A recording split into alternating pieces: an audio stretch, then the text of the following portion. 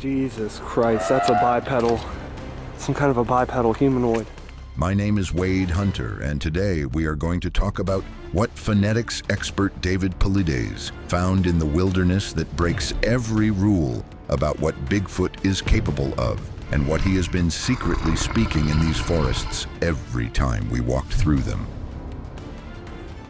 David Paulides is a former law enforcement investigator who built a second career documenting unexplained missing persons cases in national parks. Hundreds of cases. A man who has spent his entire public career saying nothing he cannot prove, who does not speculate, does not go further than his documentation, and has never once named a cause he could not support with evidence. That discipline is the entire foundation of whatever credibility he carries. And then he sat on what he found for over a year, had it analyzed by a trained phonetics researcher, and came forward with a single word he has never publicly attached to anything in his career before: proof. What he found, why a second set of evidence from a completely different location turned up the exact same pattern, and what he uncovered on a third file he almost never released. That is what this video is about. I spent 3 days going through the source material before I was ready to write a word of this, and the thing that kept stopping me was not the claim. It was how carefully the man making it had earned the right to say it. A hiker in a remote stretch of old-growth forest in the Pacific Northwest set up a passive audio recorder near their campsite across 3 consecutive nights. They were a naturalist documenting nocturnal wildlife. Standard practice. Recorder out at dark, retrieved in the morning, catalog what moved through. The area required a multi-day approach on foot, no roads, no other registered parties in the drainage that week. The kind of place where the absence of other people is not unusual. It is the point. The first night, starting after midnight, the recorder picked up a series of low vocalizations, not howls, not growls, nothing in the standard nocturnal inventory of that region. A pattern, sound, silence, a different sound from a different direction. Silence, then a response from the first direction again. The sequence held that structure for 14 minutes and stopped. Clean end. No trailing noise, like something that had finished what it was doing and moved on. The hiker listened back the next morning and assumed other campers. The nearest campsite was more than 4 miles away by trail. They did not check that detail. The recording got filed and the trip continued. The second night, the same structure started again. Different sounds, same architecture. Call, silence, reply, silence, repeat. This time running for just under 30 minutes. The hiker pulled up the map. 4 miles to the nearest campsite. No marked trails within 2 miles of the recorder's position. No maintained route into that drainage without a full day of off-trail travel through terrain that required navigation equipment after dark. The hiker sat with the map for a long time and could not produce a rational explanation for voices in that drainage at that hour. The thing that stayed with them, reviewing the recording the next morning, was not the sounds themselves, but the intervals. The silences were consistent. The pause between one source producing a sequence and another responding held to a rhythm, the way pauses in a real exchange hold to a rhythm, because each party waits to hear what the other has finished saying before beginning their own reply. That rhythmic turn-taking is something human ears recognize immediately. It is what conversation sounds like, not what animals sound like. The hiker eventually put the map down and went to sleep without an explanation. The third night, they stayed awake. They repositioned the recorder with more care, angling the microphone toward the area the sounds had come from the previous nights. The sequence started earlier, close to 11 in the evening, before the hiker had expected it, and ran for 45 minutes. 3 distinct sources this time, not 2. The pattern developed across the exchange in a way the previous nights had not. One source opened, a second responded, a third entered later in a noticeably different register, and the whole thing built in complexity and then resolved and built again, back and forth across the drainage in the dark, structure emerging and shifting over the course of nearly an hour. The way an exchange between people develops when there is something being worked out between them. The hikers sat in their tent and listened to the whole 45 minutes. They did not turn on a light. They did not make a sound. They lay still and listened, and by the time it stopped, they had been awake for a long time, with the same thought running through their head, the one they could not get rid of and could not explain away. The hiker described what they heard with one word: conversation. Paulides obtained all 3 recordings and sent them to a phonetics analyst without identifying the source or the location. Clean audio file, no context attached. One question: what is this? She came back within a week. Her first question was not about the content of the recordings. Her first question was about where they had been made and what she had already worked out before she asked it. That is where this story gets complicated. What the analyst identified across all 3 nights was the presence of repeating phonemic units. A phoneme is the smallest unit of sound that carries meaning in a language, not a syllable, not a word, the building block that comes before those, the fundamental sonic gesture that a trained ear distinguishes as separate from every other unit around it. To identify phonemic units in an unknown vocalization, you isolate the recurring components and test whether they appear in varying combinations, because identical repetition is a fixed call, while variable combination is the first marker of a generative system. These sounds contained units that repeated in varying combinations.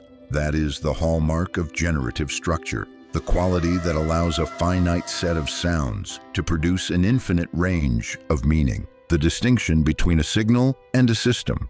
A distress call means one thing every time it is produced. A system generates. What was on these recordings had the architecture of something that generates, something that takes a small set of base units and recombines them to produce sequences that are never quite the same twice. The way a sentence is never quite the same twice, because the meaning changes with the combination. She also found intentional frequency modulation throughout. The pitch shifted in ways that tracked with the context of the exchange, rising at certain points, lowering at others, varying in correspondence with what the other sources were producing. Animal vocalizations are hardwired. A territorial howl has a consistent acoustic profile because it is a reflex, not a constructed expression. The pitch does not shift in response to what another animal produces because the call is not a response to meaning. It is a fixed output triggered by a fixed condition.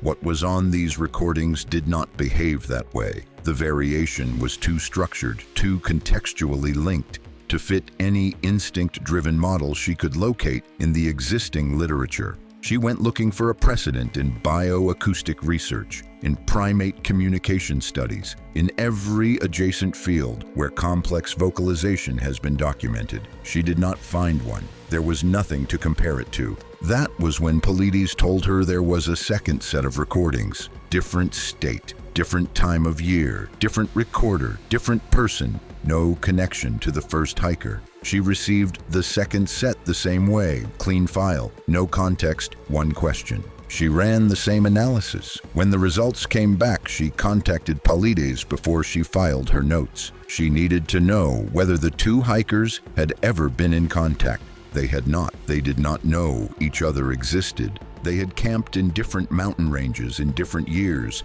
and had never crossed paths and had never heard of each other before Paulides found both of them separately. Same phonemic units, same combinations. 2 recordings from separate locations, captured by people with no knowledge of each other, containing the same structured sound units in the same arrangements. Her conclusion: these recordings are not consistent with any cataloged species in North America. But it was the question she asked next that Paulides says he was not prepared for. If the same units appear in 2 separate locations with no shared source, what does that mean about where those units came from and how long they have been out there? 3 independent witnesses, different states, different years, no contact with each other, no opportunity for their accounts to cross before Paulides documented them separately, all 3 describing extended back-and-forth vocalizations in the dark, lasting far longer than any known animal encounter would produce, with a structure that each of them reached for the same word to describe: conversation. That word coming from 3 unconnected people in 3 different places and 3 different years is worth pausing on. Not unusual, not strange. Conversation, the word people use for the thing they do when they talk to each other, not the word anyone uses to describe what animals sound like in the dark. One was a former wilderness ranger with more than 2 decades of backcountry experience. Someone who had spent a career building a working knowledge of every animal in that forest, what each of them sounded like at night, how each of them moved, what a deviation from expected pattern meant in practical terms.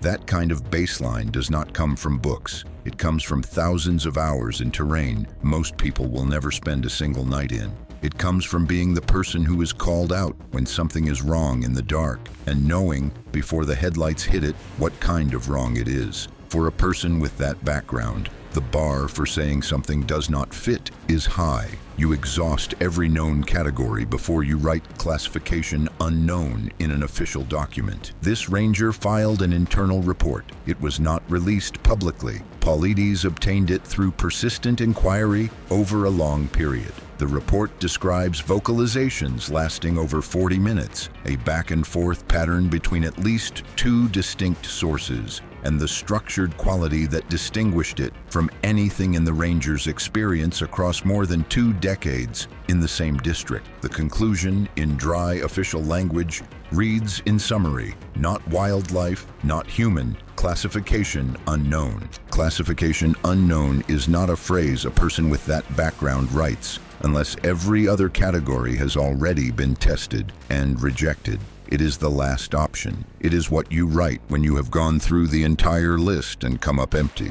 He filed the report. He did not flag it to a supervisor or push for a formal investigation. He documented what he heard in the language his job required, closed the file, and continued his shift. But he did not go back to that section of the district at night again. Not once in however many nights remained in his career after that report. Paulides notes this detail specifically. The ranger who had spent 2 decades covering that terrain in the dark quietly stopped going to one part of it and left no explanation in any subsequent documentation. Nobody asked, nobody noticed. A small gap in the patrol logs that nobody ever looked at closely enough to question. A second witness documented something different on their own recorder. They were alone in the forest, well off any marked trail, and speaking out loud, narrating their surroundings, a habit they had maintained on solo trips for years as a way of staying oriented. They spoke a full sentence, described what they were looking at. The forest had been quiet for hours, and then from somewhere in the trees, there was a response, not an echo. A different structured sound, arriving within seconds, in the same rhythmic pattern documented in the original hiker's recordings from a different state in a different year. The witness stopped walking, stood completely still. They did not speak again, and they did not move. The response did not continue. Whatever had replied had produced a single sequence and gone quiet, the way a person does when they have said what they meant, and is now waiting to see what comes back. The witness stood there for a long time in the dark before they started walking again, moving slowly in the direction of camp. They have not narrated their surroundings on a backcountry trip since. What Paulides notes about both accounts is that neither witness moved toward the source. Both made the same choice: stay still, listen, and eventually leave without pushing closer. When he asked each of them why, the answers were different in wording, but the same in meaning. Neither felt threatened. What they described was the feeling of being specifically, individually known, and the instinct that knowing warranted stillness in return. The phonetics analyst had flagged something else in the recordings beyond structure, something she had initially set aside because she did not have a framework for it. The vocalizations operated across 2 frequency bands simultaneously, one in the range of normal audible sound, and a second running beneath it in the low infrasonic register below what the human ear consciously processes. The 2 layers were not independent. They were synchronized. The infrasonic component tracked with the audible sequence, the way a root note tracks with a melody, present throughout, shifting with it, doing something beneath the threshold of conscious hearing, while the audible pattern did something above it. Infrasound at certain intensities produces measurable physiological responses: unease, disorientation, the sensation of being watched. In controlled settings, it has been documented producing those effects in people who had no idea the sound was present. They simply felt something change in the room and could not explain it. What the analyst was looking at was a vocalization system that appeared to operate on both levels at once, communicating something audible to whatever was listening and producing something else below the range of awareness in the body of anyone nearby. She filed her notes on the infrasonic component separately from the rest of the analysis. She said she did not know what it was doing. She said she was not sure the question should be pursued further. Then there is what was found in the terrain itself. A trail crew working a remote stretch of forest in the same general region documented a series of markings on the trees along a dry creek bed. Not carvings, not damage from animals or weather. Deliberate impressions pressed into the bark at consistent intervals along a line of old-growth fir running for several hundred feet before ending at the edge of a rock shelf. Each impression was the same shape. Not a shape from any known system, not letters, not numbers, not any symbol in the documented record of markings from that region. The crew photographed them, filed a report, and moved on.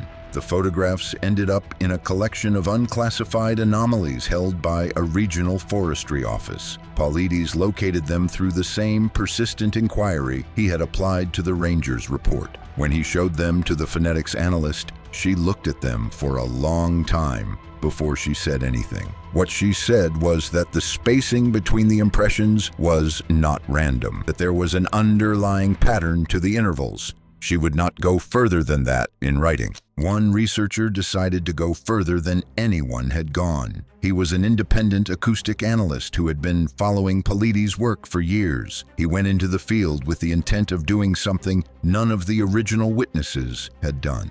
He wanted to respond, actively reply, using the phonemic units the analyst had isolated, played back through a directional speaker into terrain that matched the location profiles in the original recordings. He went in on a clear night in late summer and set up at the edge of a drainage selected because it matched the acoustic conditions in the evidence. He ran the playback twice. The first time, nothing. The second time, he cut the equipment and did not run it again. What he wrote in his field notes is brief. He describes a response coming from a direction he had not expected, much closer than the source locations in any of the documented recordings. He turned and found nothing visible. What he wrote next was not a description of what he observed. It was a description of what he understood in that moment, that whatever had responded had not arrived in reaction to the playback. It had already been there before he started. He left. He has not discussed the recording publicly. Paulides draws a pattern from all of this, spanning multiple states and multiple decades, involving people who never compared notes. In case after case, the vocalizations do not merely correlate with human proximity. They correlate with human movement, with direction, with intent. When a hiker changes direction, the vocalizations shift to match. When a hiker stops, the sounds stop. When movement resumes toward the source, the pattern escalates. Across every account, the sounds track the person the way a shadow tracks movement, continuous, attentive, reactive to changes in real time, not the ambient presence of an animal that happens to share the terrain. Something paying sustained attention to a specific individual and adjusting its behavior based on what that individual does next. Then there is the detail that stops everything. At one point in the recordings, the hiker sits completely still for several minutes. The vocalizations stop entirely. The hiker stands to leave. In the 2 seconds before any sound of movement appears on the recording, before footsteps, before rustling, before any acoustic signal, the sequence resumes. 2 seconds before any perceptible sound. Whatever was out there detected something that preceded movement, a shift in weight, a change in posture, something that is not yet a sound but that a body produces in the moment before it moves. Paulides pauses at this point in the interview for a long time. Then he says that in his reading of the evidence, they were not just communicating, they were communicating about the hiker. There is a third recording. Paulides held it back for over a year. He says in the interview that he needed to be certain, that he was not willing to put it into the world until he had sat with it long enough to know he was not making a mistake. From a man who has spent his career being careful with what he says out loud, that explanation alone tells you most of what you need to know about what is on that file. The recording was captured in a location Paulides had previously documented in connection with a missing persons case, the kind of location that does not appear on tourist maps. Difficult terrain, no road access, no infrastructure within range. A person had vanished from that area several years prior. The case was never resolved. No remains were ever recovered. The circumstances fit the broader patterns in his research. Search teams covering the terrain without result. Conditions eliminating the standard explanations. A disappearance that left no thread to pull. The person who made the third recording had no knowledge of any of that, no connection to the prior case, no reason to know the location had any history. They had been recording overnight environmental sound on backcountry trips for years as a personal routine. When they made camp in that drainage and set the recorder out, it was ordinary. Another night, another file to retrieve in the morning. When Paulides ran the phonemic analysis, the same units from the original hiker's recordings were present. Same structural units, same combinations, different location, different year, different recorder. But this recording had something the others did not. There was a human voice on it, not clear enough to identify, not long enough to transcribe, but unmistakably human, present on the recording at a time when no person should have been anywhere near that drainage. No registered campsites within range. No trail accounting for another person in that location at that hour. A voice in a place where there should not have been a voice, speaking once into the dark. The voice appears once, briefly, a sentence or close to it, the way a person speaks when they are saying something aloud to themselves or to whatever happens to be listening. What follows is a structured multi-unit response, immediate, patterned, the same kind of reply documented when the second witness spoke out loud in the forest, a direct, organized sequence in the same register and rhythmic structure as everything else in this body of evidence. It lasts several seconds. It is distinct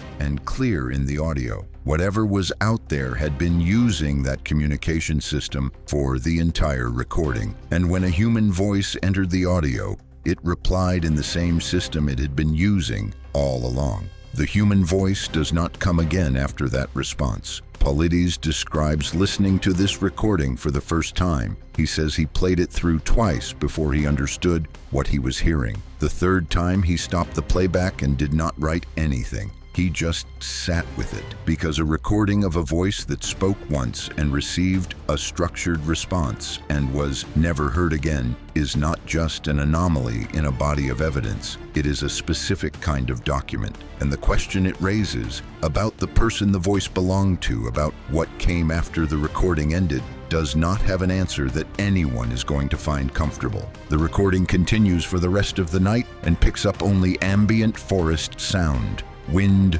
water, undergrowth. The voice is not in the audio again. The person associated with that voice never came home. Paulides presents this without a conclusion. He lays out timeline, the location, the analysis, the connection to the prior disappearance. He says he does not know what it means. He plays the recording. He lets it sit. One of the acoustic analysts who reviewed the third file submitted a withdrawal notice within a week of receiving it. Brief and formal. No explanation. No response to follow-up contact. She had been one of the most technically detailed contributors to the analysis. Within a week of hearing it, she was gone.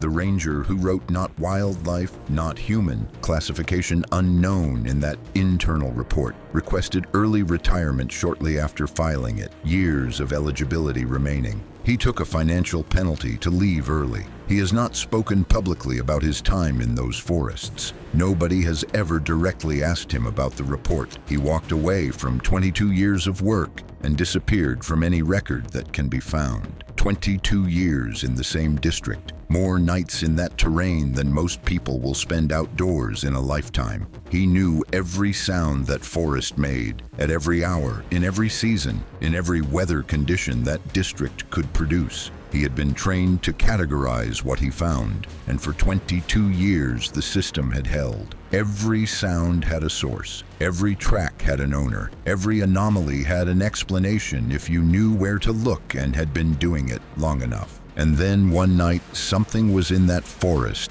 that the system could not contain. That did not fit any category he had spent 22 years building, and he wrote 3 words in the conclusion field that he had never written before. And then he closed the file, and eventually he closed the career along with it. He left, he took the penalty, and he went home. And he has not said a word about it since. David Paulides spent 20 years refusing to say anything he could not prove. He sat on these recordings for over a year. He had the analysis reviewed. He sat with the implications, and then he said it. Bigfoot has a language, and it has known we were there the whole time.